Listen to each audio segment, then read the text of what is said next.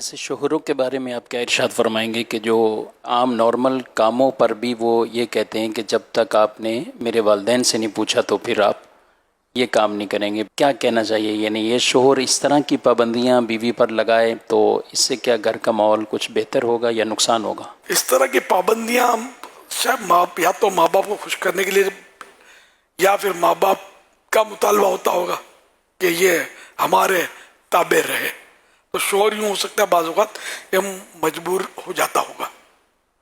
تو ایسا بہرحال کیا تو نہ جائے کہ اس طرح کیا وہ ان کے شوہر کا بھی نقصان ہے، ان کے ماں باپ کا بھی نقصان ہے کہ اس کو نفرت ہو جائے گی عورت کو کہ یار میں نے شادی تو اس سے کی ہے اور فرما بردار اس کے باپ کی کروں گا.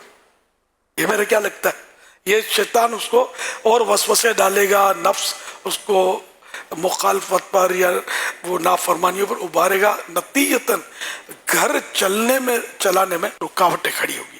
تو یوں ماں باپ کا بھی ذہن بنایا جائے کہ وہ مطلب ایسا نہ کرے، اور بیوی کا بھی ذہن بنایا جائے کہ ماں باپ جب کہیں نہ کچھ تو ان کا مان رکھ لیا کرو، اس میں میرے بھی دل کی خوشی ہے، ان کا بھی دل خوش ہوگا، کسی اور مسلمان کا بھی دل خوش کرنا ثواب ہے، تو میرے ماں باپ کا دل خوش کرنا تمہیں زیادہ ثواب ملے گا کہ میری بھی تو یہ خواہش ہے نا کہ اور اس میں میری بھی. اس طرح حکمت عملی کے ساتھ نرمی سے مل جل کر گھر چلانا چاہیے.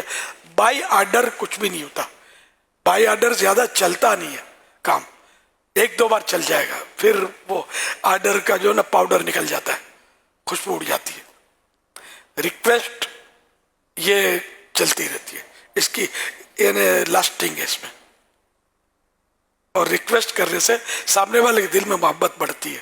آرڈر کرنے سے آمیرانہ جو انداز ہوتا ہے نا، اس سے محبت نہیں بڑھے گی.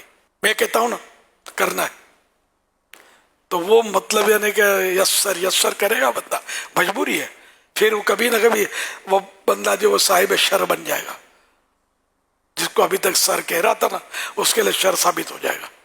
اس لیے جو جتنے بوس ہوتے ہیں، سیٹھ لوگ اور اس افسران ہوتے ہیں، یہ مہربانی کر کے اپنے مطلب احتیاط کے ساتھ ہی چلے.